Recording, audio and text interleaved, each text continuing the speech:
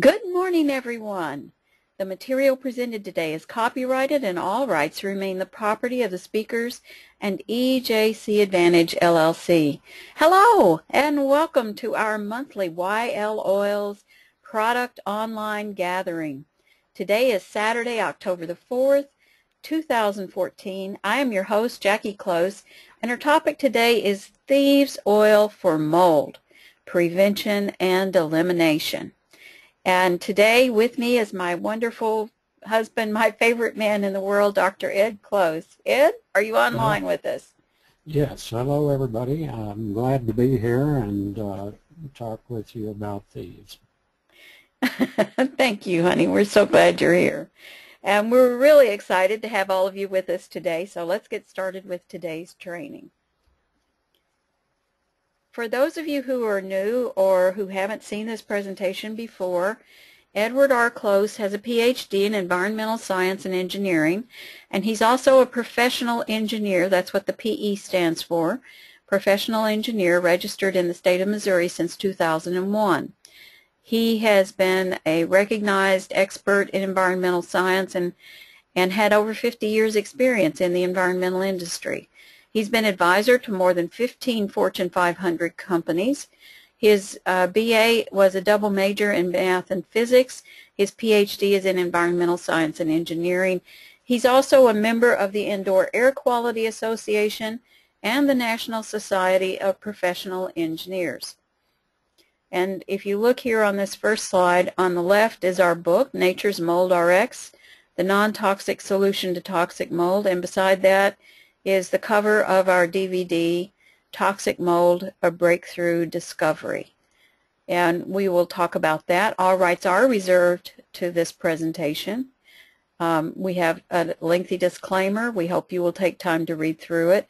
Basically, it says that this has not been viewed by the FDA, the Food and Drug Administration, and nothing we say here is meant to suggest or imply in any way that what we're offering is a way to treat or diagnose or prescribe anything for any medical condition of the body. It also says that while the information that's presented was selected and collected at various sites, every site presents multiple variables that may impact results. And so there is no guarantee or warranty that you will have the same results unless you do exactly what we did. And I don't know that anybody can do that unless they have you do the sampling and things for them. But mold is present everywhere, and given a source of water and food, mold will flourish. Early warning signs of mold exposure. We often have people ask us, you know, how in the world do I know if I have mold problems if I don't see visible mold? And sometimes people can't even figure out what visible mold is. So we're going to talk a little bit about that today. But these are some of the early warning signs that affect the health of indications that you might have been exposed to mold. Allergies, headaches, cough, fever, dermatitis, in other words, skin rash, nausea, flu-like symptoms, nosebleeds, digestive problems, earaches, congestion, general fatigue or malaise, dizziness, this is a very common one, chronic colds, chronic headaches, chronic earaches, chronic sinus problems, chronic respiratory infections. And these are some of the first signs. So, Ed, you want to talk a little bit about this? I'm going to turn this over to you. Sure. Yeah, these, interestingly enough, most doctors don't recognize these as necessarily an indication of mold exposure. And if these symptoms come about because you've been exposed to toxic mold, then unless you tell your doctor that, he's not going to know it, and he'll think you have common flu or cold, and he'll treat you accordingly which will do absolutely no good whatsoever, because what he does is give you painkillers and antibiotics. Antibiotics are designed to treat bacterial infections and have some effect on viruses, but has no effect generally on fungi, which are mold microbes that cause these things. So you can have these symptoms and go to a doctor and get treated and get some relief, and go back home and you've got the same thing all over again, and it becomes chronic. So there are 40 to 45 million Americans who have some type of allergy.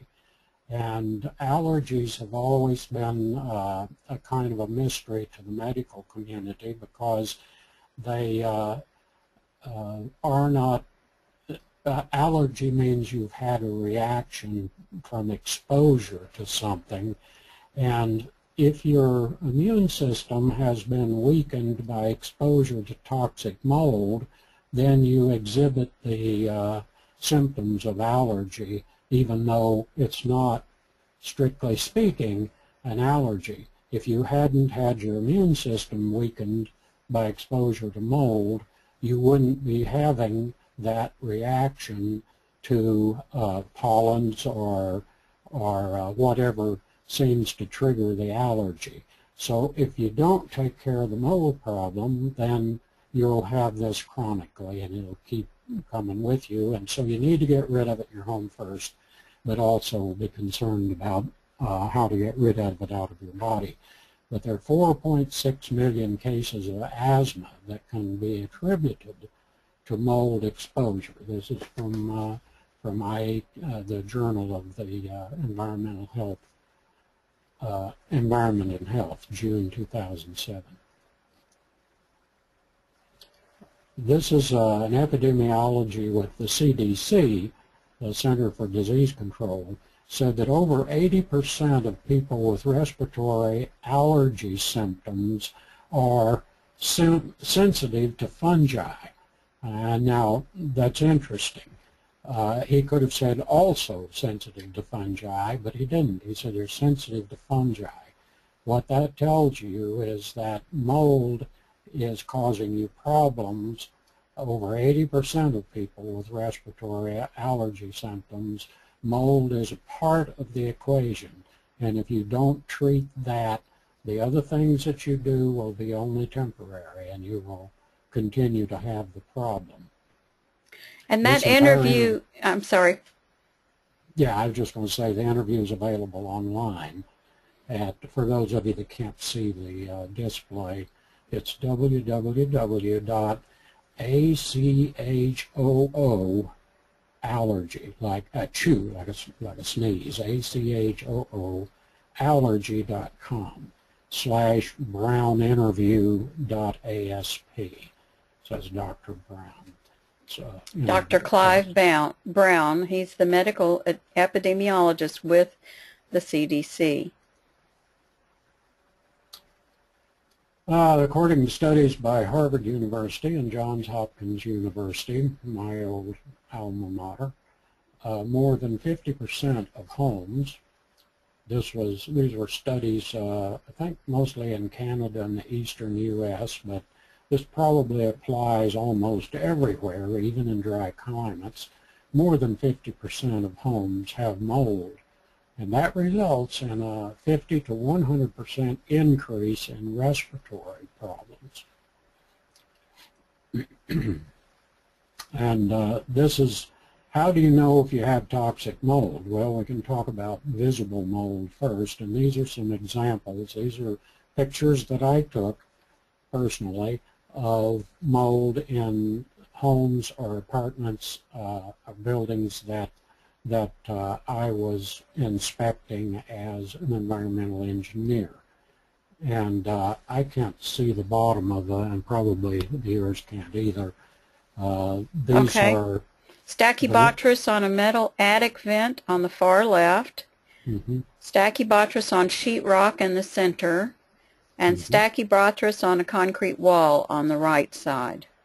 Yeah, so these are examples of Stachybotrys. Often there'll be other mold species involved too, but the reason that we're focusing on Stachybotrys is that it is one of the mold species that will cause anyone problems. So if someone tells you that, oh, I'm not sensitive to mold, that's a good thing, because only about 20% of the people in the population are sensitive to mold in general.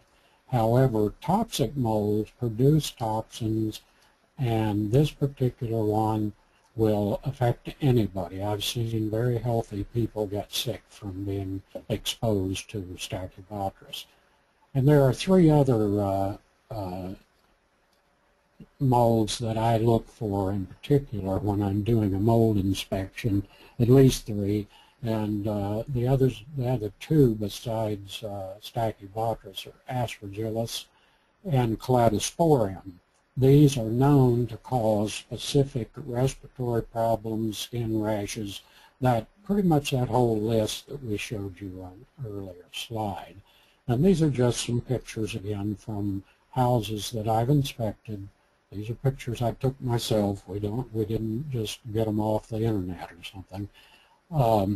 The one on the top has a combination of mold, and you can kind of see the differences in coloration there.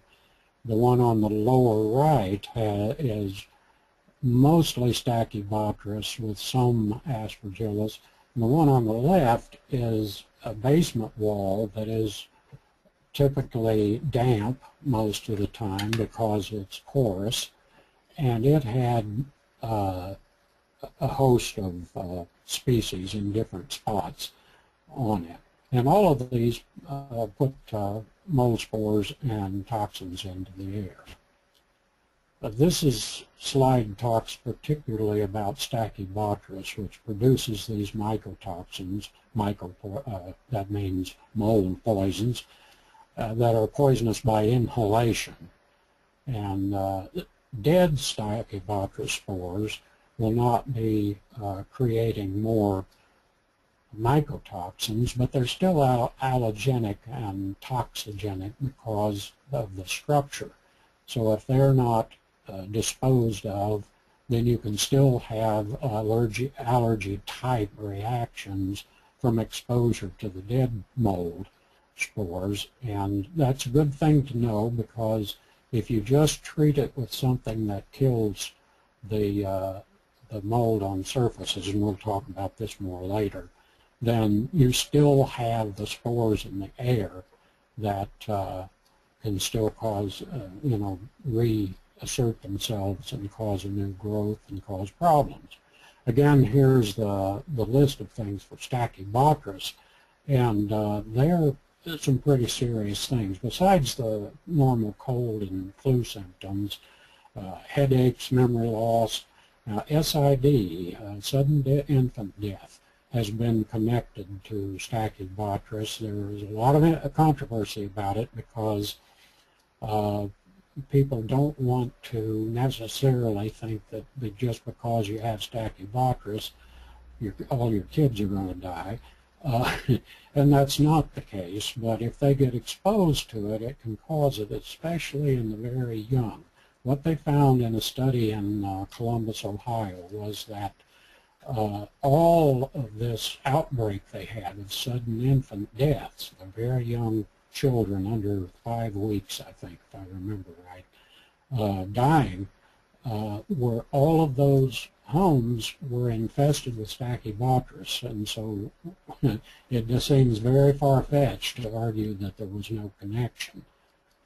You also have symptoms of chronic fatigue and dermatitis, which is another skin problem, cancer, diarrhea, hair loss, brain and pulmonary hemorrhaging, in other words, bleeding lungs, immune dysfunction, and it affects the lymphoid tissue and bone marrow.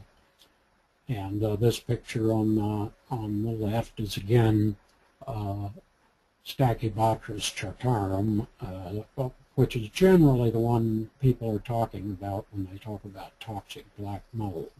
They have sticky spores, which is a good thing. They don't get airborne as easily as some of the others do.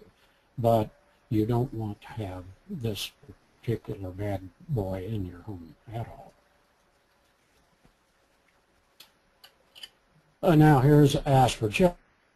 The reason these are lumped together like this is because two reasons. One is that in the lab, for visual inspection of a sample, the spores for Aspergillus and Penicillium look almost identical. You cannot tell them apart.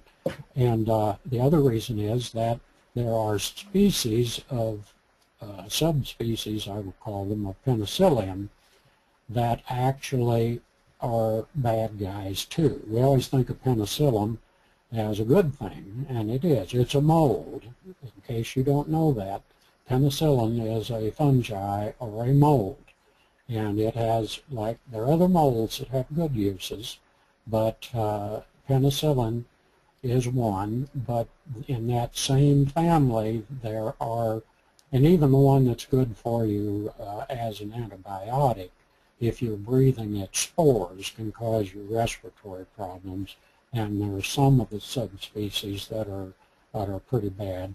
Aspergillus, now these are all called black mold sometimes, although there's a slight difference in color between these and the Stachybotrys that we were talking about. So you have Aspergillus causing all these similar things. Aspergillosis is one of the very important ones because this happens in the hospitals on a regular basis, hospitals and clinics. This is one of the things that you don't hear much talk about because no one in a health facility wants to acknowledge that they have a mold problem. However, this is just as prevalent as MRSA, which most of you probably heard of, the methicillin-resistant spores that staph and bacteria that causes all kinds of infections. Aspergillus does the same thing. It's a what we call a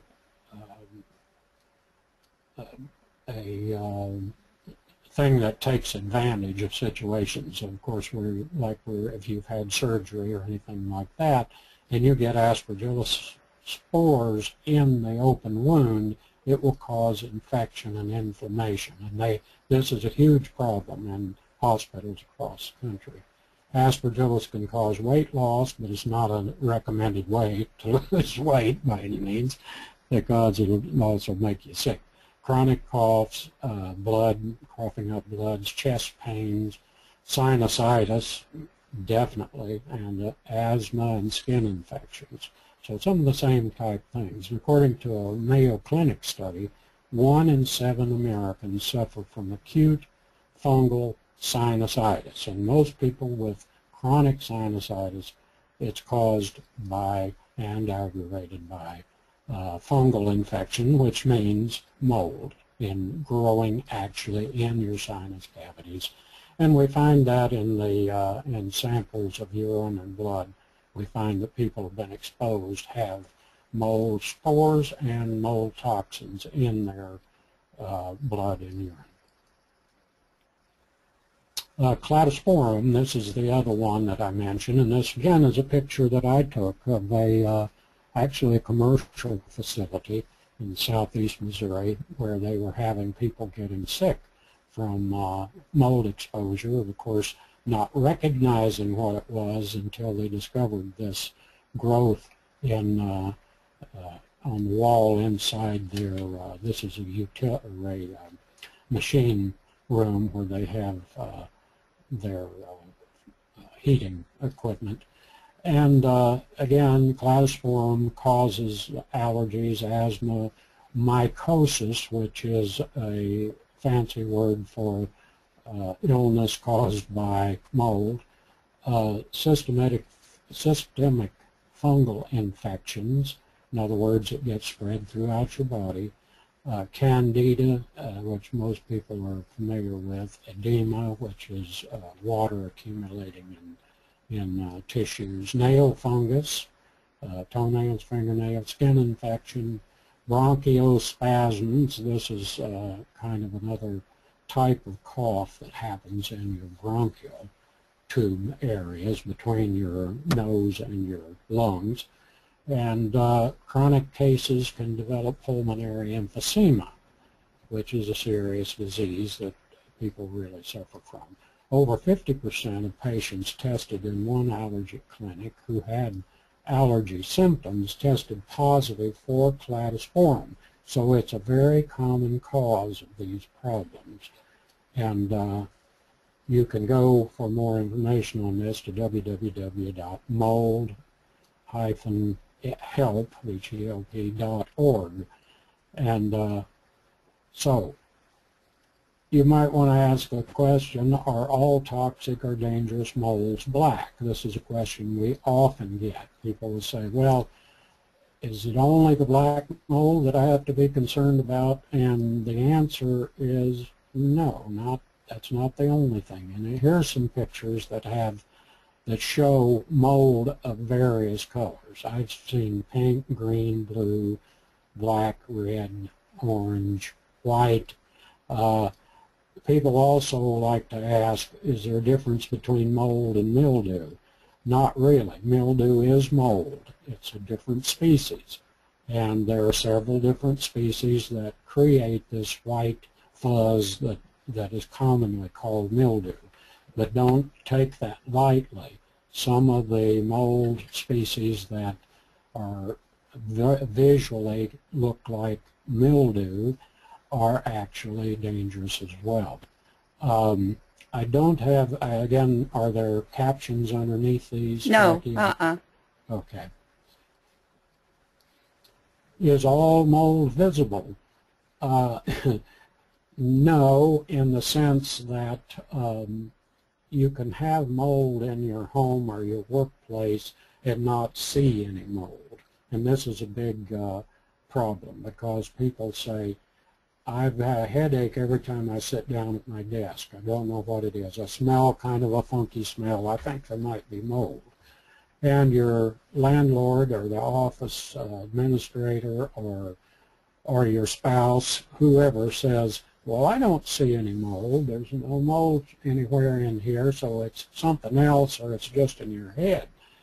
And so you have to be careful because just because you don't have visible mold does not necessarily mean that you don't have a mold problem. I've seen several cases where there was absolutely no visible mold, but there was a huge problem because the mold was growing either in the HVAC system, in your heating and cooling system, or inside walls, or in the attic, or in the basement, in hidden places where you don't see it, but it's there and creating problems because it sporulates, the spores get airborne and carried through the house, especially in the case of the heating and cooling system, and you're breathing mold spores even though you don't see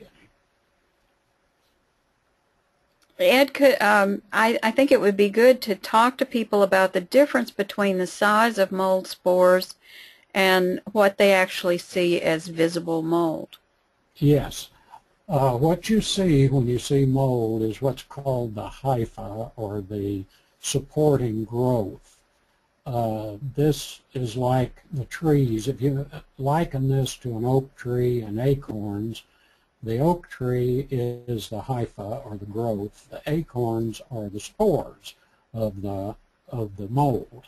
And the mold spores are so much smaller than the visible part of the mold that you cannot see them without a microscope. There are cases where spores have amassed in an area to the point where they become very visible, but that's very, very, very rare and only happens when you have a huge mold problem with hypha growth somewhere else, and you're getting an accumulation of spores to that extent. That takes millions, literally millions of spores to become visible. Spores range from the size of 3 to 10 microns, and that's very, very small. It means that you cannot see them with the naked eye. Well, the other thing I remember you saying is that 1 square inch of visible mold will produce millions of spores? Yes, there were studies done, university studies, where they took mold like aspergillus and Stachybotrys and Clausform and tested the mold, and this put away the problem that was caused by actual public health services. New York City was where it started, that they came out with guidelines and said if you have less than 10 square feet, now that's not 10 feet square, but 10 square feet, which means 2 by 5 would be 10 square feet, of visible mold. If you have that much or less, you can just treat it yourself with bleach or something to get rid of it. That was a big mistake, and they've withdrawn that in recent years because 1 square inch of some of the bad guys can generate over 1 million mold spores that go into the air. So to think that you have a minor problem if it's just a small area.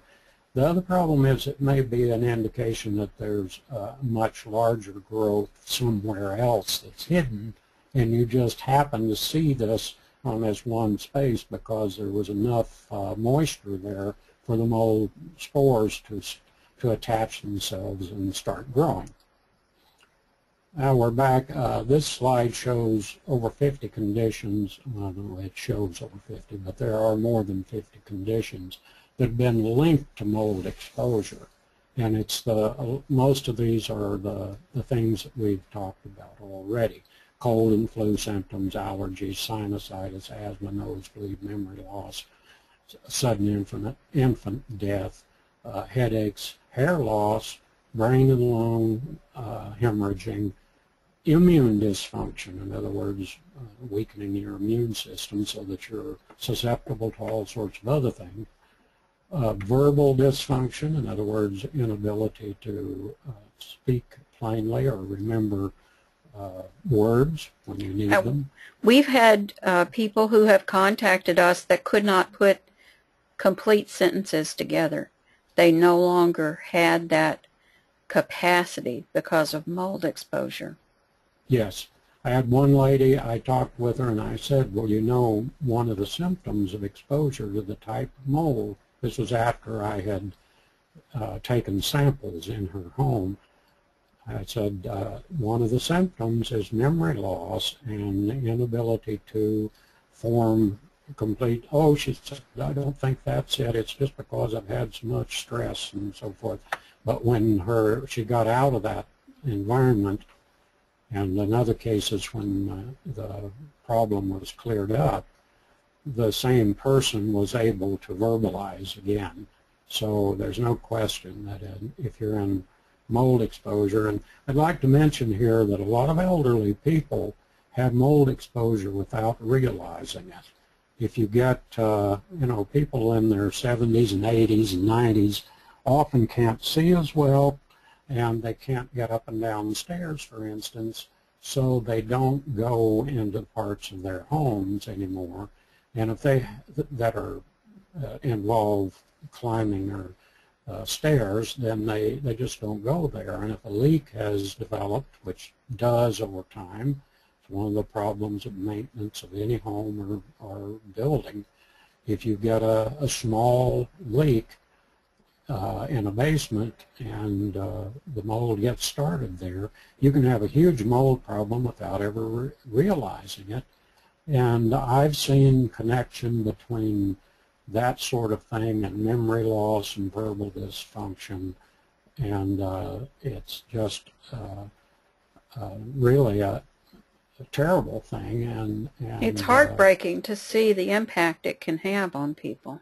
yeah, and when they go to their doctor, if they or somebody in their family doesn't look for mold in their home and doesn't realize that that's a part of the problem, the doctor won't know, and he'll say, well, it sounds like we're getting into Alzheimer's disease possibly, and so we have to do more testing and everything. And we've seen it turn just by taking care of the mold problem. And elderly people live long and productive lives that otherwise are cut short. So this is a tragedy. I'll go ahead and read the rest of these. Chronic fatigue, fibromyalgia, lung disease, aspergillosis, dermatitis, chest pains, heart disease, inflammation, cancer, skin infections, diarrhea, ear infections. This is very common, especially with children, to end up with ear infections. And we've had people who have contacted us and told us that their children had had chronic ear infections and they could not figure out what was going on. And we asked them if they had ever asked the doctor to check the child for mold. And this one mother said, well, he had black things coming out of his ears. And I said, that sounds like mold spores coming out of his ears. And she had him checked, and sure enough, that's what was going on. He had mold. This little boy that was 4 years old had mold growing inside his ear canals. So systemic fungal infections, tremors, seizures, edema, and even death, all of these conditions have been associated or linked, exacerbated, or in some cases caused by long-term exposure to mold. Jackie, was this child, do you remember, was that Aspergillus? Was he? I'm pretty sure it was. I think it was Aspergillus fumigatus or something like that. Yeah. Let me emphasize one other thing. In that last slide, we were talking about linked, how things are either caused or linked with. That's an important thing to keep in mind.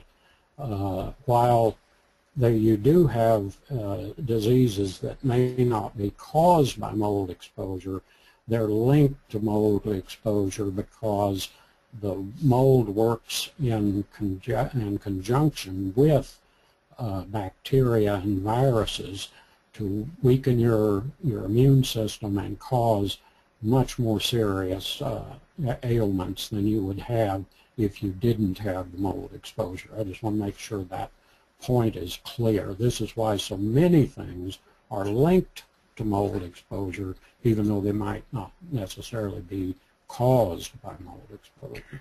And the common thing that happens is that when people go to their doctors, they think they've got the flu or they've got one of these other things. They're often put on, maybe it's bronchitis or it's they think they've got pneumonia or whatever it is. They'll often be put on antibiotics, and for a little while it will help, but it usually ends up causing them more and more serious problems, and they keep giving them stronger and stronger antibiotics, which depresses their immune system even further and makes it harder for them to fight off the mold. No. Why is personal protective equipment necessary to address this? If you don't know what you're dealing with, and here's the common problem, people will see a little bit of mold, and ladies that are housewives, and men too, but ladies at least are more prone to this. Plus, we found that women are, generally speaking, a little more sensitive to mold than men are, for whatever reason. But if you are cleaning and you see a spot of mold in your home, the natural thing that people have done for years and years is to go get the bottle of bleach and put it in water and scrub it off and clean it up, and not use any protective gear at all. The problem there is not only are you breathing mold spores that you disturb when you scrub the wall or the sink or the floor or whatever it is, you are also breathing chlorine radicals from that bleach. So you're, even if it's minor, you're damaging your lungs and your respiratory system by doing this. So that's just a basic. But if you have a serious mold infestation, you really want to protect yourself, because if you don't know what species you're dealing with, and you don't, if you're just the average person and you see some spots on the splash board behind your sink or under the sink or wherever, and you crawl under there to clean it up, you are putting yourself in jeopardy, because if that happens to be Stachybotrys or a few others that are really dangerous, you could wind up seriously ill. And again, you might not even recognize that was the cause. You think you've got the flu, and you'll go and get treated for flu, and it won't do any good at all.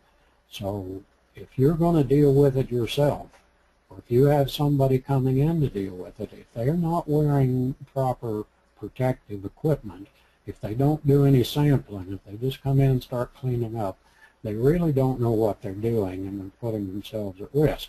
Now, it may not be your problem if it's somebody from Servco or somebody, a place like that. They have the obligation to protect themselves, but I've worked with them and helped them to protect their employees, and they are more aware of this now than they were a few years ago.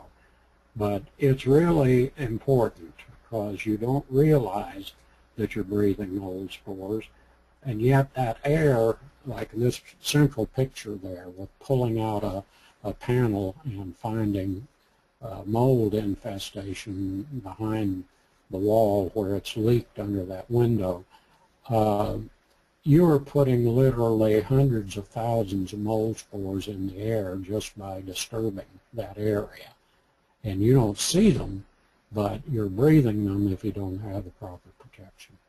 Well, and it's not just breathing. They can get into your eyes, into your ears. Correct. And people don't realize you need to have earplugs. You need to have a Tyvek suit that has a hood and booties. You need to have gloves so they don't get on your hands. You need to have goggles so they can't get in your eyes, or a full face mask like this person has here. Yes, a lot of people have little ulcerations on the surface of their eyes that if you look up at a light, they call them floaters. You'll see these little things that sort of seem to swim by, but that's because they're not if they're not in the exact center of your line of vision, you automatically start moving your eyes to look at them, and they move because they're on the surface of your eye. They're called floaters by ophthalmologists, and those can be caused by, and if they get serious enough, they can cause blindness, but that can be caused, and almost everybody who's been exposed to mold over a very long period of time will have hearing loss because of mold spores getting into their ear canals. And so, like Jacqui had just said, you really need to protect yourself. Don't have the attitude, well, if I don't see it, it can't hurt me.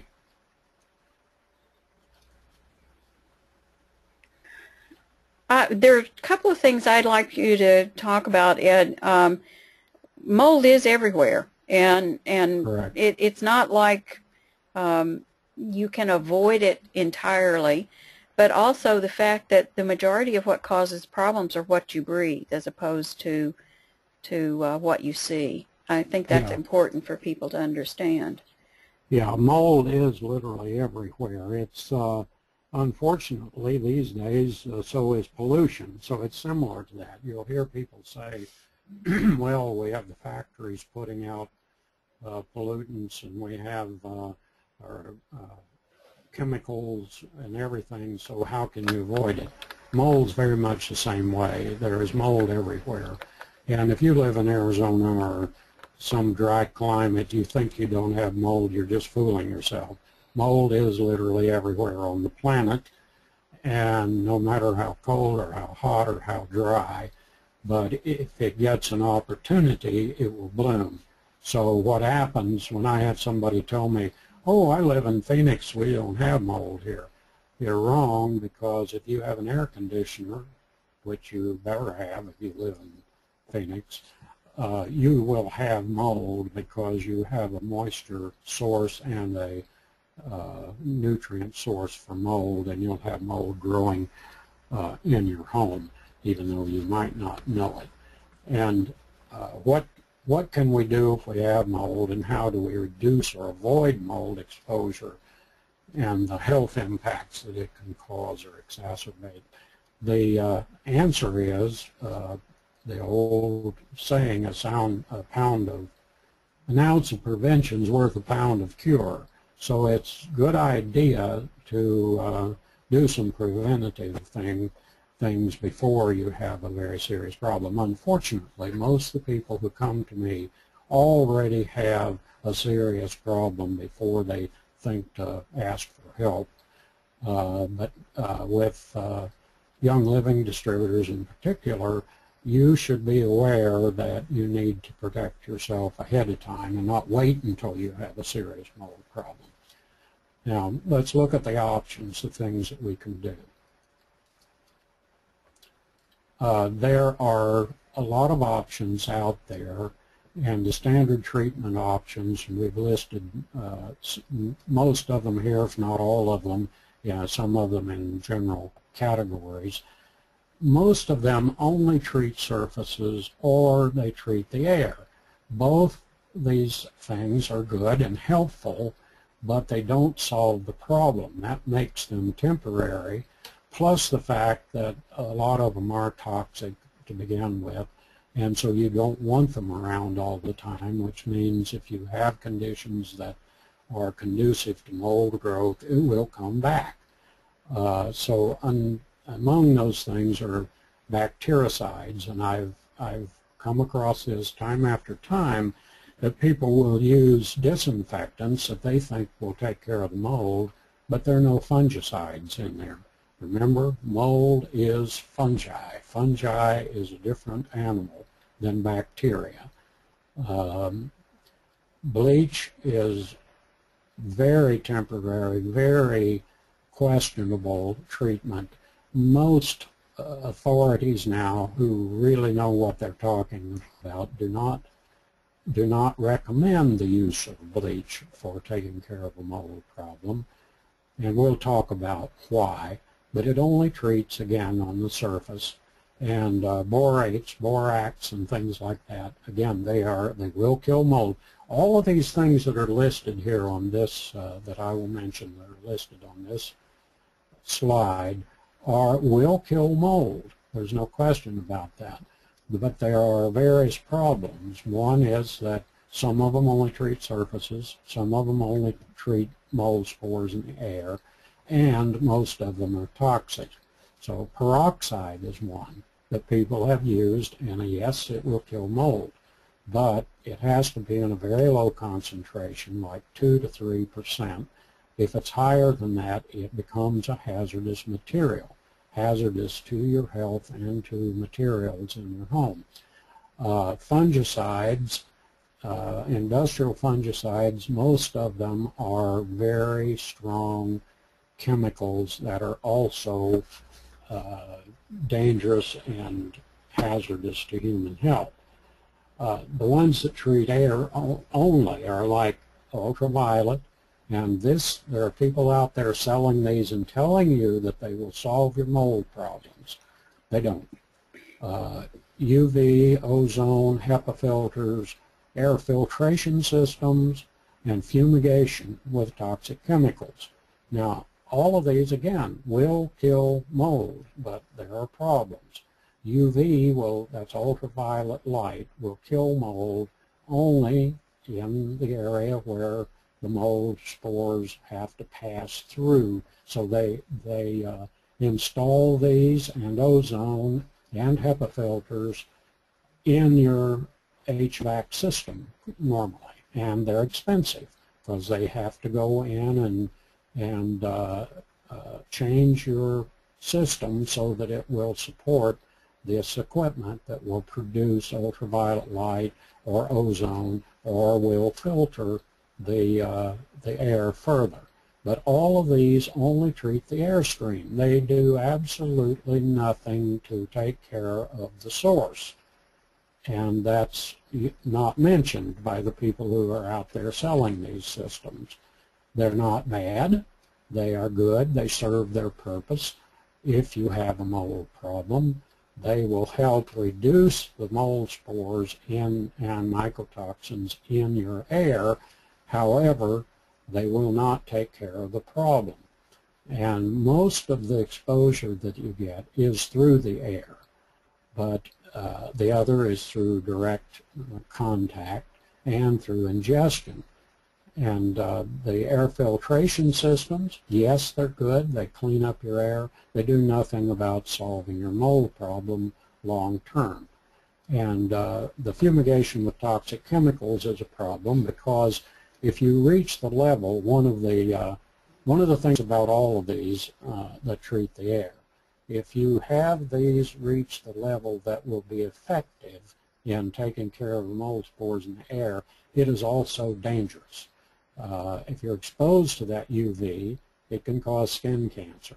If you're exposed to that ozone at levels above a very low threshold, you will have respiratory problems because of the ozone and lung problems, and the high levels of ozone will also affect materials like leather and plastics and wiring insulation and things like that. The fumigation with toxic chemicals, one of the common ones that the indoor air people thought was really a good thing at first, was chlorine dioxide. Excuse me. And they found studies again that if you fumigate to the level with chlorine dioxide and most any other toxic chemical, it is very dangerous. You have to be out of the house or the office or wherever while it's being fumigated. But also it will affect, and this is especially found to be true in the case of chlorine dioxide, which is a very effective oxidation process to kill mold. It will also weaken your electrical system, even nails, and they did this after Katrina. They did studies after Katrina in Louisiana, and they found that chlorine dioxide actually damaged the wiring systems, and many things in the buildings where they were using this. So these all have their shortcomings, even though they will kill mold to some extent. Now, we want to talk especially about bleach, because this is one that we all learned growing up. I did just like anybody else. My mother and probably grandmother and yours, normally if they saw mold, they grabbed their bleach bottle and their soap and sponge and brush, and they cleaned it up with, and that we all thought was a good thing. However, the bleach is toxic in itself, and you know that if you've ever spilled it on your skin or got it in your eyes or anything like that, you know it's a dangerous chemical. But in fact, household bleach is only about 3 to 4% or 2 to 3% sodium hypochlorite. That's the active ingredient. The rest of it's simply water. So what happens when you put bleach on the surface that has mold growth, it will kill the mold as long as the sodium hypochlorite's there. As soon as that evaporates, and it's a volatile, so it puts chlorine radicals into the air as it evaporates. When it's gone, that water will still be there. So you're adding to your environment one of the very things that mold needs to propagate. And so if you still have the conditions for mold, it will rebound within 24 hours. And numerous studies have shown this. And also, it's only effective on non-porous surfaces. In other words, glass or tile or something that is sealed. If it's porous at all, bleach again is useless because the mold will be in the porous cavities, in the porosity, and as soon as the sodium hypochlorite's gone, the water's there and the mold loves that, and it rebounds again. And it has no effect on spores in the air, and like we said, it rebounds in 24 hours or less. So bleach is a very temporary thing, and you need to protect yourself if you ever use it on mold with the protective equipment, and know that it's a temporary fix. It will not get rid of the mold. Ed, could you talk about the duplex apartments that you sampled? Sure. This came very clear to me when I had a client who owned a duplex in southeast Missouri, and one side of the duplex at this point in time was rented, and this was in the winter time. And a lot of people think, oh, we don't have a mold problem in the winter time. Actually, we have some of our worst problems in the winter time because of our heating systems. And the mold, which may have been kind of dormant during the summer, really blossoms when you turn the heat on. What had happened was the side that was occupied by a family with two small children, one just an infant and the other one still on the, crawling on the floor, on the carpets. And the mother noticed that there was black mold around this, on this windowsill and under her sink where there was moisture and high humidity and warmth. And she took bleach and cleaned both of these off, so that when I got there to take samples, I'd been asked to take samples because the owner had contacted a cleaning company, happened to be ServPro, and ServPro came in and they went into the occupied side and couldn't see anything. They went into the other side and saw, mold growing nearly everywhere. Mold was growing on the walls, on the countertops, in the corners. There was mold growing everywhere. So I had worked with them before. They called me and asked me if I would go in and take samples to find out what they're dealing with before they put their people in there to clean it up. And I did that, and I discovered a very interesting thing. The air in the side that was occupied had much higher mold spore content than the air in the unoccupied side where there was all sorts of visible mold. Why would this be? It's because this mother, doing what she thought was the right thing to do, put mold spores into the air by disturbing the mold growth on the windowsill and under her sink. And that to me was very striking, that the air, the mold spores in the air would be so much more where it's been disturbed than in a place where there was all sorts of visible mold. And weren't the children, didn't they have problems with chronic respiratory infections? Yes, they did. They had the typical things with young children who are crawling on the carpets in a house that has mold. So runny nose, ear infections, coughs, seems like colds that you can't clear up. I've seen it time after time when we treated the apartment or the house for mold and got rid of the mold. These chronic colds and flu symptoms and earaches and things with that young children had actually cleared up. I've seen that a number of times where I've been able to observe before and after treatment and cleanup of a mold problem. So why would treating only surfaces be a problem? Well, because the mold source is usually not on the surface. The source of mold in a home or an office or a building in general usually happens because of excess moisture. So that, keep in mind that that's the first clue.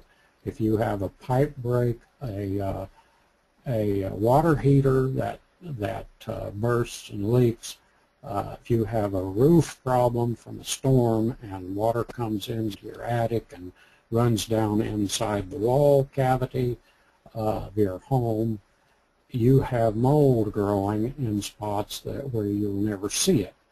And if you're just treating the mold that shows up on surfaces where you can see it, that's a big problem, because it's a never-ending job, because that will not get rid of the problem if the source is elsewhere and non-visible. It can be in your heating and cooling system. And so then why is treating only the air a problem? That's a problem. It's a good thing to treat the air, and we have a lot of people, especially among young living people, who run diffusers in their homes on a regular basis, and that's absolutely a good thing, because it will keep you from breathing mold spores, or as many as you would otherwise. But it is a problem, because if you don't do more and you actually have a mold problem, then you're not treating the source. And so without treating the source, if you run out of oil, or if your diffuser breaks, you're going to be almost immediately exposed to mold again through the air. So treating it in the air is good, and that's something you want to do, maybe even to start off with, just so you stop breathing the bad guys which grow indoors. Now, I might say here that if I take a sample outside, I get many times more mold spores per cubic meter than I do inside, but there'll be different species of mold. The ones that are out there are generally ones that are not as serious or don't bother people, except that 20% of the populace that is sensitive to mold of all kinds. The ones that grow inside, where they don't get sunlight and fresh air flow, those are the ones that cause the serious health problems, and those are the ones you want to take care of. But treating only the air is a mistake, because, like I said, if your diffuser fails, or if you're treating it with one of these other systems, then and most of them, it's a temporary thing. You don't have that fungicide in the air all the time, because it's a health problem on its own. So the minute it goes away, then you're going to have a problem again. So just to reiterate, the old standard treatment options, most of them pose severe hazards to health, and the mold usually rebounds within 24 to 48 hours. Could you talk a little bit about the fact that small mold remediation projects, where they go in and rip out and tear out everything, those things are very costly. Generally, a small one will cost $10,000 or more. Can you talk a little bit about that, Ed? Yes, we've seen that a number of times. We've seen people will call in someone who's advertising as for mold remediation, and many of them, their approach is, and it sounds logical. They'll say, okay, you've got a mold problem. We can see you've had a leak, and there's been mold growing here. You don't need to sample or anything, because you've got a mold problem. So what do? We take out everything that's got mold on it and replace it. This sounds very logical, and people usually accept this. Oh, that's what I got to do. I've got to take that whole wall out. Oh, well, look, when we took the sheetrock off, the wallpaper and the sheetrock, behind that there was a lot of mold growing in there. So we've got to take everything out of there that we can, and so it turns into a huge renovation project that by the time you get the wall replaced and repainted and everything, you have spent a lot of money. Now, why do you have to do that if you can actually take care of the mold problem? But you can't do that unless you know what you're dealing with. So the idea, and I've been to indoor air quality meetings where a contractor stood up and said, taking samples is a waste of money because if you got a mold problem, you just clean it up. Well, it isn't, because if you have a mold problem and you don't know what you're dealing with, you'll do one of two things. You'll either underestimate it, not protect yourself, and get sick from exposure to serious mold, or you will in some cases, you will overact, and it's like tearing everything out and destroying everything that even might have a mold spore on it, and replacing it is kind of like shooting a mouse with an elephant gun. You're overdoing it. You're into overkill. So there's a happy medium in between where you understand what the problem is. You find out, are you dealing with a toxic mold? Are you just dealing with a mold that will cause maybe 20% of the people, young infants and young children, elderly people who have either undeveloped immune systems or compromised immune systems, and these could be people of any age if they've had an operation, anything that has damaged their immune system, they can become sensitive to mold. So that 20%, if you ignore them, then you may not have a problem, but you do so at your own risk, and it's important to do it appropriately. Now, we had an example of this, was a person in southeast Missouri, happened to be someone we knew from in another context, who had a mold problem, and she had the mold remediators come in, and they did some of the work and then told her it would cost her, what was it, Jackie, $18,000 for, I don't remember, 100 or 1,800 for the one room. And anyway, it was very expensive because they were going to have to set up HEPA filters, set up a negative air. It was going to be over $8,000 for the entire project. $8,000, yeah. And we said, well, let's take a sample, find out what we're dealing with, and deal with it appropriately. And she did a lot of the work herself after we found out what was there, and with the protective equipment to protect herself, and she did the whole job for what, Jackie? It was less than $1,800, something like that. $1,800, including all of the sampling costs and the cost for everything she used to do the cleanup. Yeah, so that's just one example, and we've had many more. I had an office building, actually a government office building, where they were going to have to essentially remodel 5 offices because they had mold growing in there. We diffused and cleaned and removed a few panels of sheetrock and saved them literally thousands of dollars by doing it this way, rather than the normal way that contractors will go in and rip out everything and replace it. I think another thing that's important for people to understand is that a mold remediator who's going in and ripping everything out may not even find the source that caused the problem. They may not identify where the leak was, or it could just be a kind of, oh, well, here we've got visible mold, so we'll tear that out, but then they replace everything there, and 2 months later you have a mold problem back in the same place because they didn't deal with the leak that had caused the problem in the first place. Yeah, the actual source. That's a really good point, because that goes along with this, like this contractor said, you don't need to to sample before or after. Now, we've talked about the before part. You need to sample to know what you're dealing with. The after part is just as important, because if you don't sample, you don't know whether you've solved the problem or not. And the contractor's position was, well, we don't see any more mold. We've removed all the visible mold. Well, the big problem with that is, if there's another source that they're not even aware of, then the problem comes right back.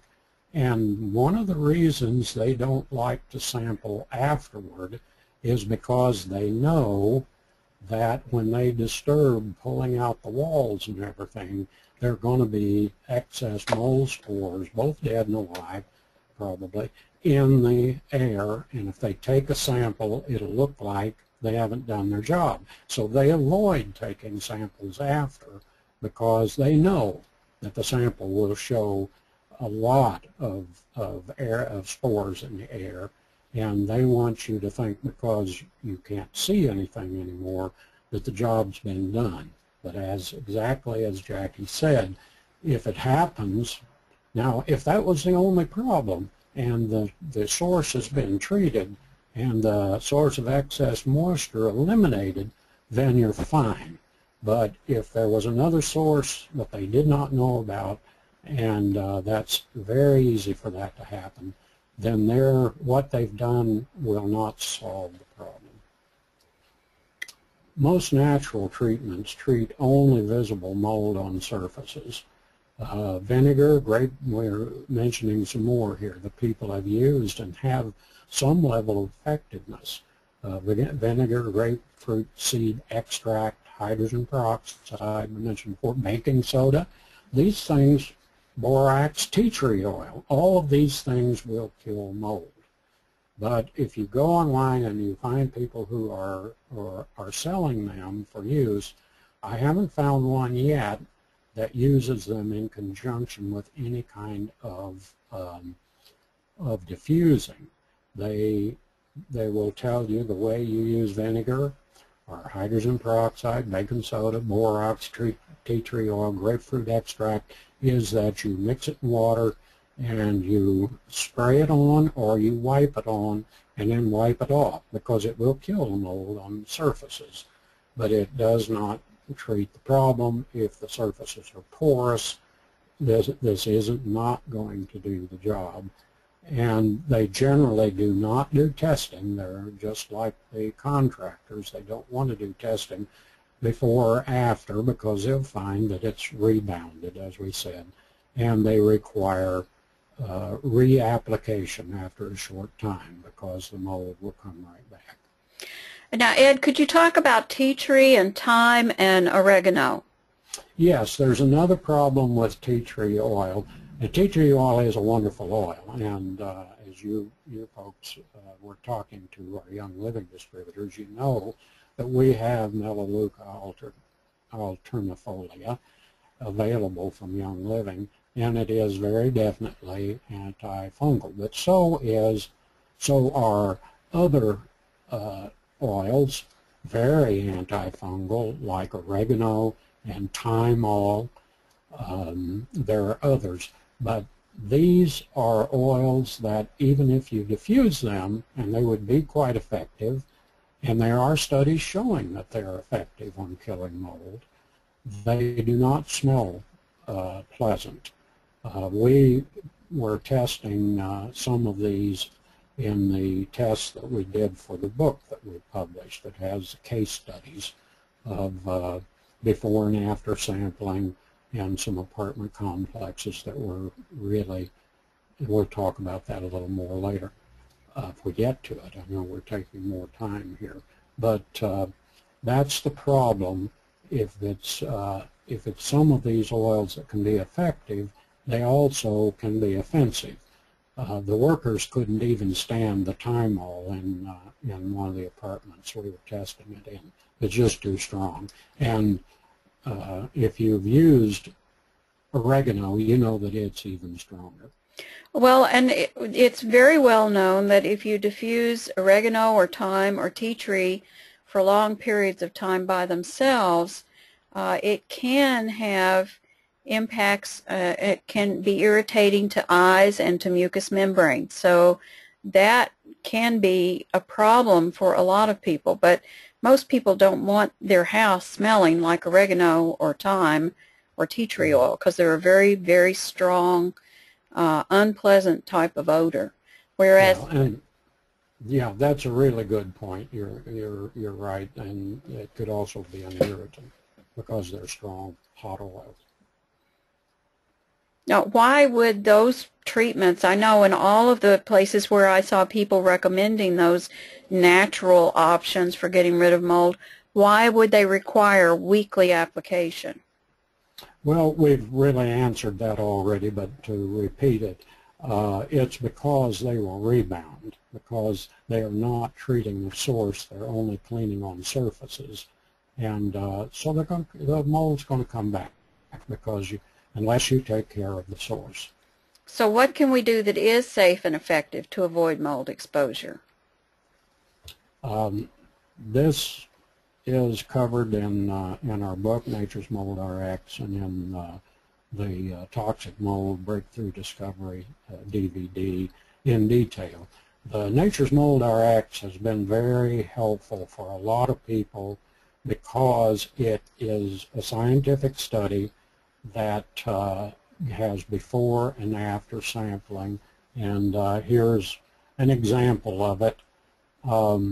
Jackie, I know we're probably running short on time, so well, let's just go through these kind of quickly.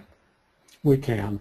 This is from a 48-unit apartment complex where I did tests several years ago now that were reported in the book and on the DVD. And these are before and after samples.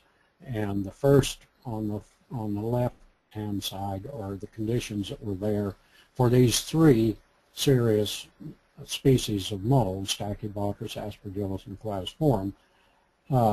After there had been some treatment done by the conventional methods, using bleach and using some other things, and then when I did this sampling, and their levels were too high, so they couldn't rent these apartments because they had to meet the government standards because they were being prepared for low-income housing. They couldn't meet that, so they had me meet with the cleaning company. They had pulled out most, if not all, of the water-damaged and obvious moldy material and had this cleaning company go through using all of these methods. And I looked at what they were using and saw that they were using bactericides. They were using a hospital disinfectant, which their provider had told them, well, this will take care of anything. It's what they use in hospitals. Well, it didn't have any fungicides in it. It was a bactericide. So it was a good thing. It cleaned up these apartments, but it did not kill the mold. So the mold was still a problem. The middle to the slightly right and middle of this diagram are the samples that I took just before doing a 24-hour diffusing job, and then the ones, the next set, 160 and 12, you see on the right-hand side, those are the levels after the diffusing, and then all the way to the right are the levels 2 weeks later. And this is because of this residual effect of Thieves. This was done using diffusing Thieves. And so you can see it was very effective, and it has a residual effect, which none of the other things did. When they used the other things, they would see it go down, but it would... Your mic just cut out for some reason. I think it's important that you note that there was a very dramatic drop. If you just look at this, Cladosporium went from 1,287 spores down to 160. Aspergillus went from 500 down to 120. Those two would be in the air outside, even if just because of the fact that they are common in this area. And then Stachybotrys went from 120 down to 12. And that was after 24 hours of diffusing. And they really didn't think that this would, I mean, there was no reason to expect that the mold would continue declining because nothing else they had used worked that way. Everything else, the mold just came back and it was just as strong as ever, or it would be reduced for a short period of time and then jump right back up.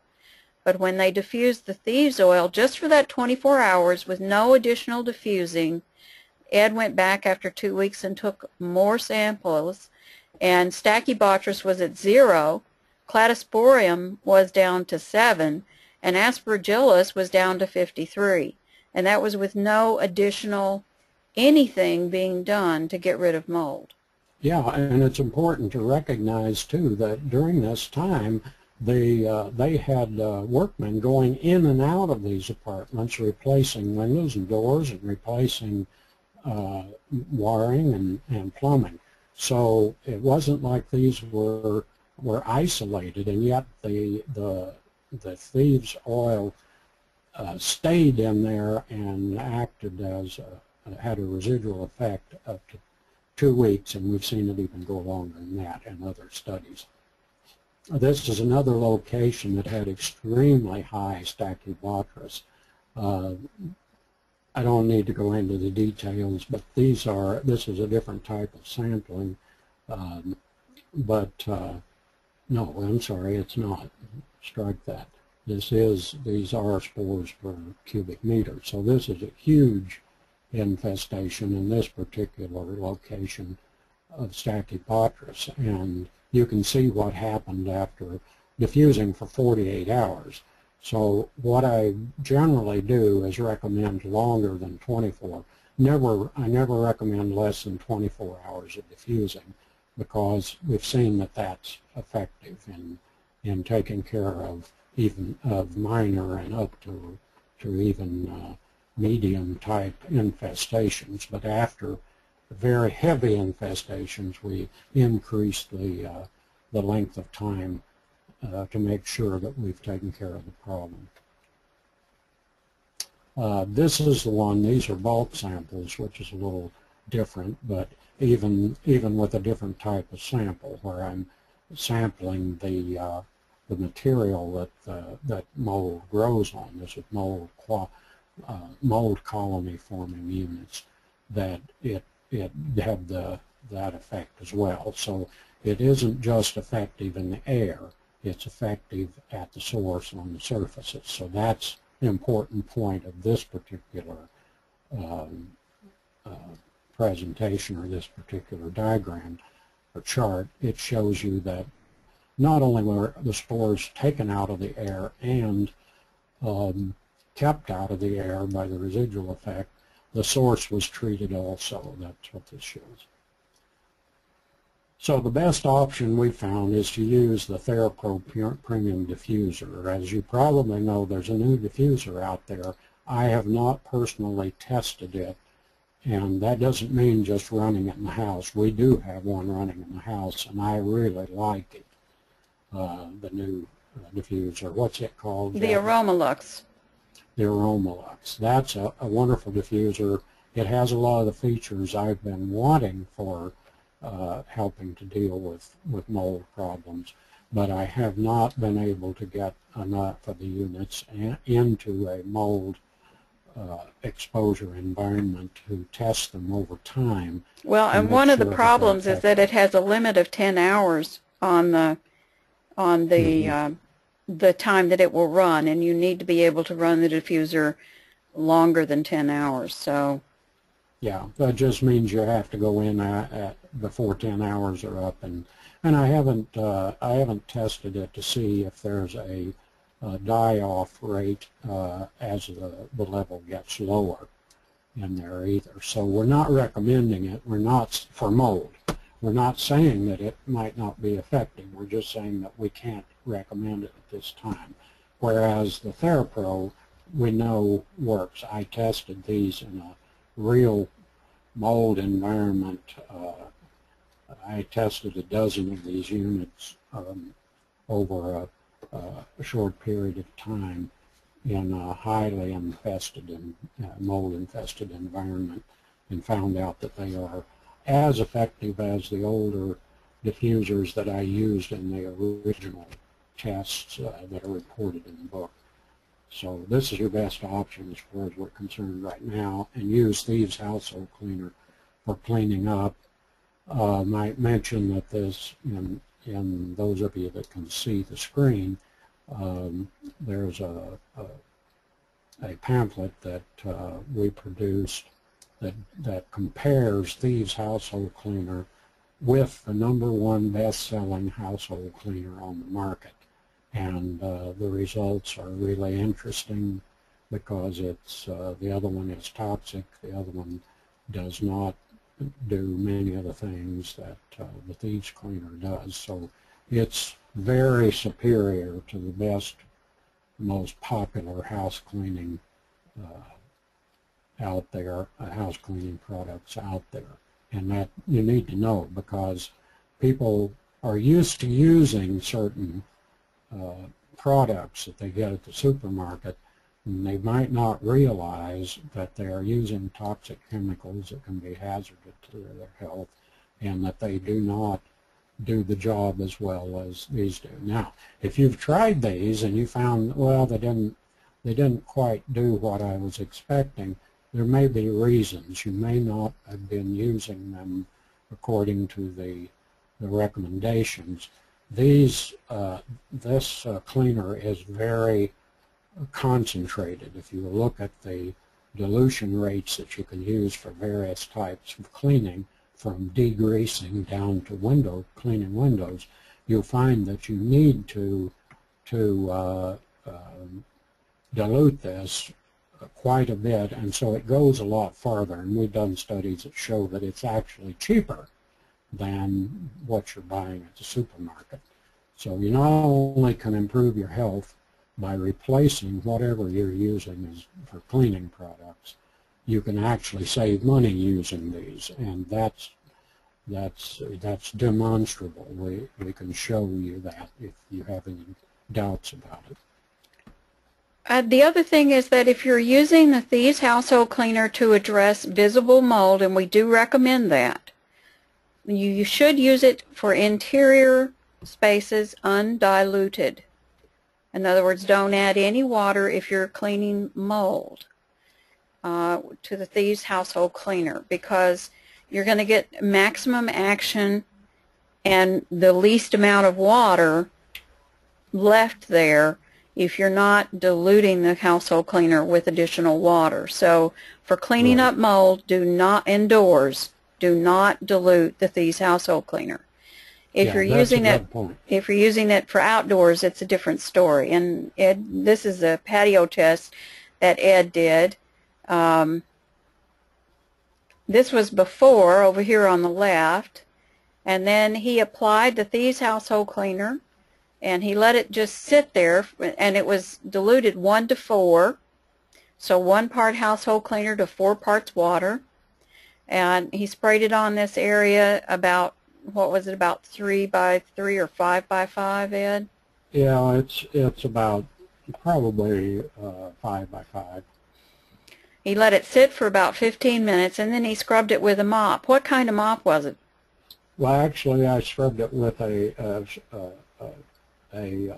stiff bristle scrub brush mop, and in other words, to get down into the surface of the concrete very well, and then hosed it off with water. And then this is what it looked like immediately after. And you can see a very definite square there on the back patio that was covered with mold and algae. And so 10 months later he came back, and here you can see the leaves around the outside of the patio. You can still see that square pretty sharply defined, and where water ran off to each side, you can actually see that the mold has been affected even though there wasn't any cleaning done there. And then even 15 months later, this is in February, so we've got ice on the patio, you can still clearly see that visible square that was cleaned 15 months earlier. Yeah, and might point out that in September, like in the first pictures, this was a time of year when mold and algae grow profusely in this area because it's humid and we have oak and hickory trees. You can see the oak leaves there. So this is why it's all darker here. This one is in February, it's in the winter, so there's a die-off. You can see the around the square is less dark. That's because it's wintertime, but the stuff is still there and it will come right back again and when it warms up again. But it shows that even at that time, nothing has come back after all this time. And that just shows you how effective it is for cleaning both mold and algae outdoors. And people have used this on siding and on their roofs with the same type of results. And for exterior cleaning, it's going to get wet out there anyway. There's no reason not to dilute, and 1 to 4 is a great dilution ratio for exterior cleaning of mold. So I'll run through this real quick. Young Living's Thieves Premium Starter Kit. If you are not already a member of Young Living, they have just made the announcement that they are going to be offering this again, and we already have people who have been able to set up their accounts using this Thieves Premium Starter Kit. You get over $210 worth of products, and when you open your account, this kit costs $150. So you would pay over $210 for the products in there at retail plus tax and shipping. But when you open your account with the Thieves Premium Starter Kit, you pay only $150 plus tax and shipping, and you save 24% on all your future orders with Young Living. And you only have to order $50 a year to retain your wholesale account. So this is a wonderful option.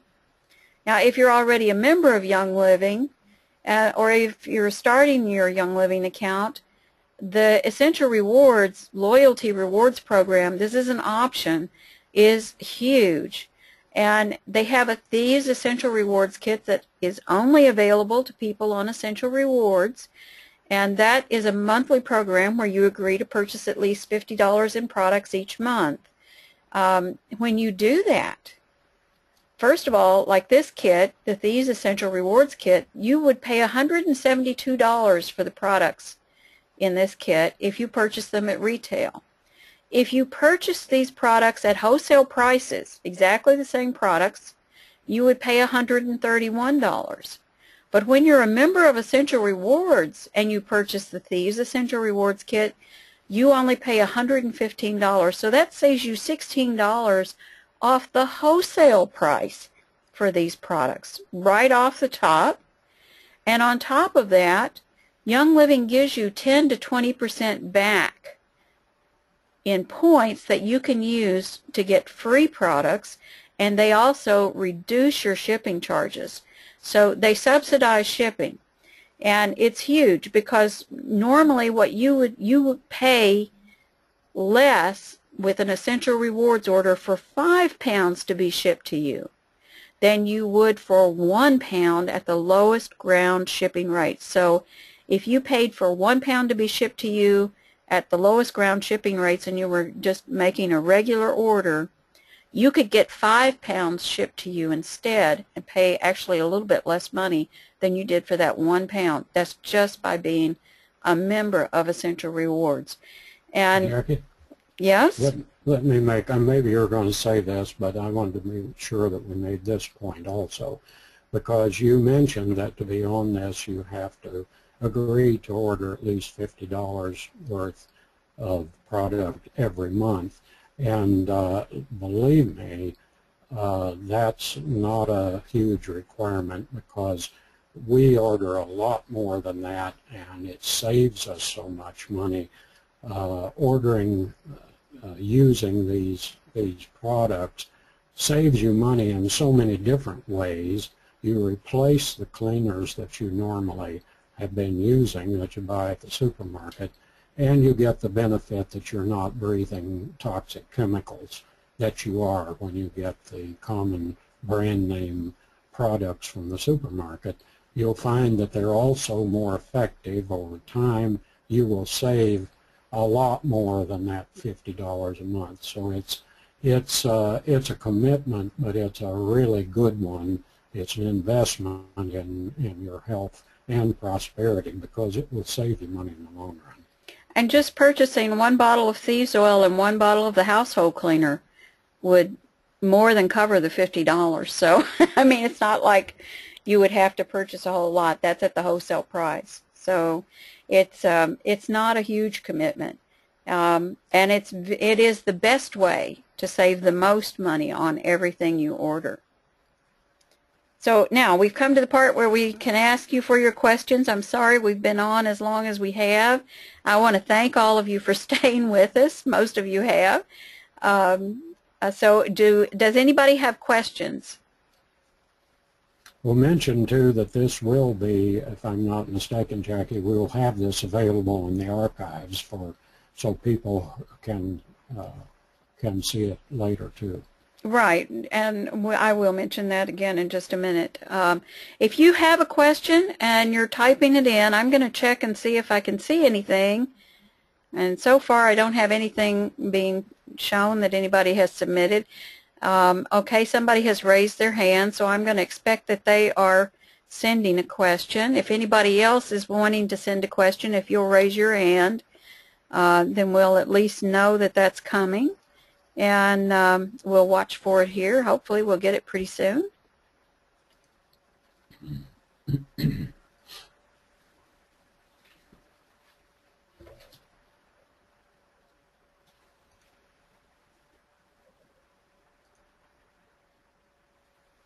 Okay, I'm still not seeing a question. Let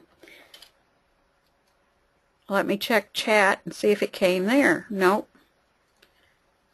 Okay. I'm going to lower hands just in case. If you have a question, could you go ahead and raise your hand again so I'll know for sure that you're sending a question?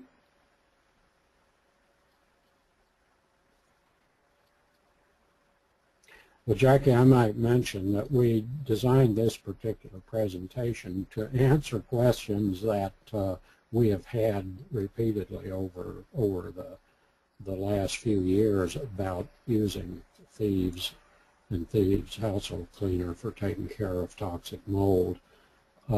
So maybe we just did a very good job of anticipating questions that people might have.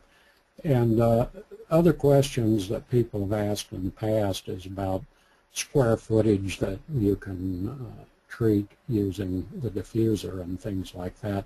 Most of those questions are answered in the book or on the DVD or on our website, which is www.naturesmoldrx.com.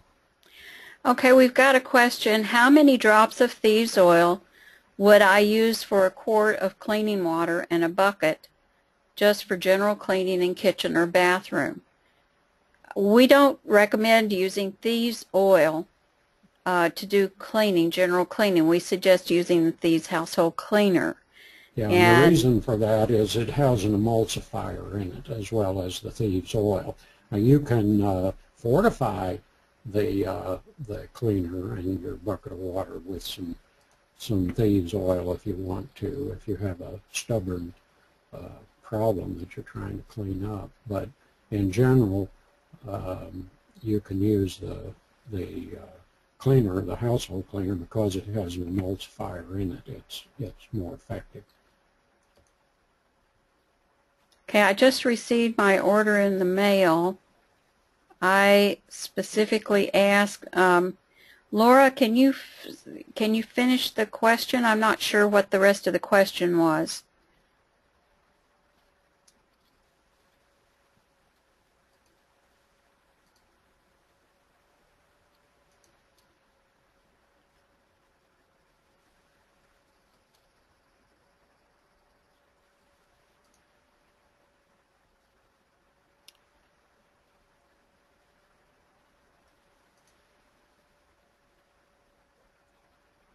I'm a new customer, has just received my order in the mail. I specifically asked for a Thieves package and was told it was not available. Oh, okay. A new customer. Did you open a wholesale? You know, if you didn't open a wholesale account, that may be it. But if you opened a wholesale member account, customers to us mean retail customers, generally speaking. You received your order in the mail, specifically asked for a Thieves package, and was told that it was not available. I would contact Young Living and ask them why it wasn't, because they are showing as available. So I'm not sure why you wouldn't have gotten it. They're showing as available. I would contact them directly and ask them what the situation was and what had happened, because that's a surprise to me. Yeah, there was a period of time when the kit wasn't available, but they've made that available again. Right, that just happened in the last week, though, so I don't know exactly when you opened your account. Right, that was my point.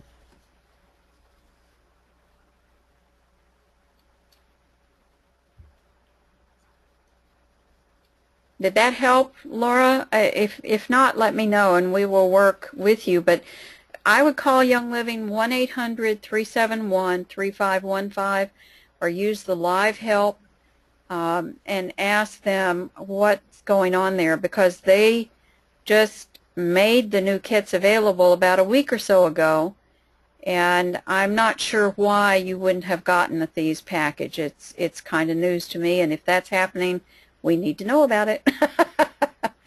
So I hope we can get that resolved for you. I know that they've been very good about resolving some of the problems they had during the past month. And they did. The Young Living has had a number of problems during the past month. I sent out an email about this. They had a fire at the warehouse. Their phones were down for 3 days. And then there was a regional internet outage that affected a huge number of companies in that area, and they were without internet for 2 days. So that created a huge problem for Young Living during the month of September, and that may be part of why things happened the way they did with your order. I do apologize for that. Yeah, one of the things you might point out, Jackie, is that in all the time we've dealt with Young Living, which is what, 14, 15 years, is it that long? Whatever number of years, this is a real unusual occurrence. They have shortages from time to time for certain oils because they only use the pure oils that are distilled from plants grown properly and everything. So sometimes there are shortages, but those are usually very temporary, and this is the first time. This is really an unusual occurrence that we've had recently. Okay. I mention that because new people might think, well, this is a problem if we can't get what we order. And indeed it is, but be assured that this is a temporary thing and an unusual thing. Okay, after I diffuse Thieves oil, will the mold on the rafters be dead? Could it then be easily cleaned off with Thieves cleaner? Yes, that's a good question. If you have diffused according to the protocol, looking at the number of square feet you're dealing with, or the number of cubic feet, really, if the ceiling is higher than a normal house ceiling, 8, 9, 10 feet, it'll still be okay. That if you diffuse for 24 hours at the highest rate with the TheraPro diffuser, that mold will be dead. Tests have shown that it is. I have exactly this example with a client in South Central Missouri, and then you can clean it off and not be concerned about it being live, although you still want to protect yourself, because if you're cleaning on a wood surface, which is porous, and you're putting even dead spores into the air. You don't want to be breathing them. There's another thing that comes to mind. We've had a number of people ask us how large a space can be diffused with one diffuser, and do you have to diffuse in each individual room, and do you need a diffuser for every room, or can you move a diffuser around? Can you talk about that a little bit? Yeah, sure. The testing that I've done shows that this diffusing, if you're using a diffuser that is big enough, we can't say the same thing if you're using a smaller, less powerful diffuser. You need a diffuser that's going to put a 15 milliliter bottle of oil into the air in about 24 hours. We know that's effective in for rule of thumb, we say a 1,000 square foot area. Now, obviously, if you're talking about a gym or something where the ceiling's 30 feet high, you're going to have to allow for that volume, not just the square footage. But for the normal house or office, diffusing for 24 hours will take care of a 1,000 square foot space. And if you have open area, or you can open doors between two rooms and put the diffuser sort of centrally located, it will reach in 24 hours that entire area, because the rate of diffusing you're doing saturates the air, and the air movement due to the diffuser and or your air circulation system will get it through the whole area in that 24-hour period. So you can move the diffuser around if you can't open the area up very well and you want it to be very effective. You can close a room and diffuse in there, move the diffuser to another room when you're through with the 24-hour period. And of course what we're talking about now here is treatment for a mold infestation. You can do this in a normal household even if you don't know whether you've got mold or not. And then after you do the 24-hour diffusing in all the parts of the house, then you can revert to a maintenance level. If you're in an older home and you know that there are moisture problems and occasional mold problems, then you can go to a maintenance level, which you only diffuse for shorter times and at a lower level, so that it's something that will not be intrusive. If you're in one of these rooms when you're diffusing at the maximum level, before you get to the 24 hours, you'll be tasting the Thieves oil in your mouth and in your nose, and some people that's okay, and others it's a little too much. So we don't recommend in general that when you're doing the shock treatment with the high level of diffusing for 24 hours that you stay in the room with it. We recommend that you do not do that, although it really probably won't do most people any harm. It's just a little bit overpowering. Well, we've had these kinds of experiences with people that have used the oil. Some of them say that when they have the diffuser running, they feel so much better that they want to be right by the diffuser 24/7 when they're doing that diffusing, because it makes a huge difference. That's what the majority of people tell us. But we also have some people that they will diffuse, and after 15 to 20 minutes, they start feeling a little dizzy, or they start feeling a little nauseous, or they feel like they're coming down with the flu. And what's happening is the oils are breaking down things in their body and starting to try to move them out, and their body is reacting to those things that are being broken down. And in those cases, those people cannot be around the diffuser 24/7, so you really want to go to a different room, or under the worst circumstances, go to a different location. Jackie, one point, you said breaking down things in your body. You're talking about toxins. not just mucous membrane. Oh, right. Breaking down toxic. toxic things that have been stored in your cells and tissues of your body over many years, or maybe even mold that is dying off in your nasal passages or in your sinus cavities. I mean, all of those things are possibilities. Yeah, and in fact, when you have a reaction like that to essential oils, most of them, it means that, and this is an important point, because people say, oh, I'm allergic to the oils. Probably not. You're probably having these effects, like Jacqui mentioned, dizziness, nausea, even in some cases rash. You're having it because the toxins that are stored in your system are being broken down. And that's a temporary thing, and that's a good thing. So even though it might be unpleasant, if it is an indicator that you need to have some cleansing and detoxification.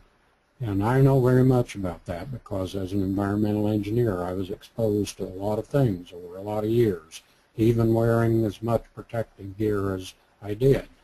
That when we first started using oils, I had to detoxify, and that's not always a pleasant experience, especially if your system has a lot of toxins stored in it. Yeah, we know about it firsthand, and the interesting thing is that once Ed started doing the cleansing, his health got better and better and better, and he had all kinds of allergies to all kinds of things. We've told that story elsewhere, so we won't go into it in detail here, but cleansing gave him back his health and vigor. And even though initially it was an unpleasant experience, long term it really improved his health dramatically because he took steps to eliminate the problem. If you don't do the cleansing and you don't eliminate the problem, then you would just end up with the same problems over and over again. Okay, any other questions? If we don't have any other questions, then I guess that's it for today. I want to thank everyone who joined us for the live presentation. Very special thanks to you, honey, for taking time to share this information and answer questions. I think it's important, and I'm glad to do it, and I hope people derive some benefit from it. Oh, I'm sure they will.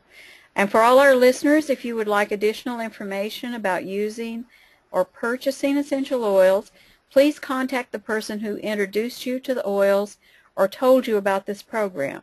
And now a recording of this event will be posted at www.ThievesforMoldOct42014 no later than Monday, October 6th. And it will be available for anyone to listen to at no cost for at least the next month. So until next month, this is Jacqui Close. And Ed. Sending you hugs across the miles. May your life be blessed exceedingly abundantly above and beyond all you hope and dream. And may you be filled with faith, joy, gratitude, and vibrant health. Goodbye for now. God bless everyone. Please listen carefully to the following required disclaimer and copyright notice. The information shared during this event is for educational purposes only and is not medical advice. Everyone is an individual with different body types, different blood types, different body chemistries, and it is important to remember that what works for one person may not work the same way for another. The decision to use any of this information is the sole responsibility of the listener. Any products, techniques, and/or personal usage tips referred to are not suggested as a replacement for proper treatment from a licensed healthcare professional. We are not medical doctors or healthcare professionals, and FDA regulations prohibit the use of medical claims in conjunction with the sale of any product not approved by the FDA. Statements made herein have not been evaluated by the FDA. The material presented today is copyrighted. Copyright Jacqueline A. Close and Edward R. Close and EJC Advantage, LLC, 2014. and all rights remain the property of the speakers and EJC Advantage, LLC. It may not be posted, copied, or transmitted through any means without our written permission. You are welcome to share a link to our website or refer people to www.naturesmoldrx.com if you wish to share this information. It will also be posted and available on YouTube, and you can access it there by searching for Jacqui Close, and I have my own YouTube channel, and our monthly training programs are posted there each month, so that's another way you can actually access that information. Thank you again for being with us today. We wish all of you a beautiful, wonderful month. Enjoy October and this beautiful fall weather. God bless everyone.